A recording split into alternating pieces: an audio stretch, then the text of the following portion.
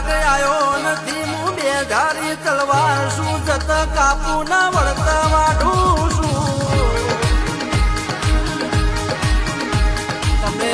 કોઈના ઉપર હાથ ઉપાડો તો અવાજ આવે પણ મારી હોટી ચચરઈનો અવાજ આવે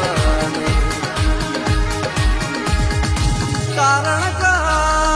મારા ઉપર કોઈ ફરિયાદ દાખલ થતી નથી મારા કાનૂન કાયદા જુદા છે મારું બંધારણ જુદું છે મારી સરકાર જુદી છે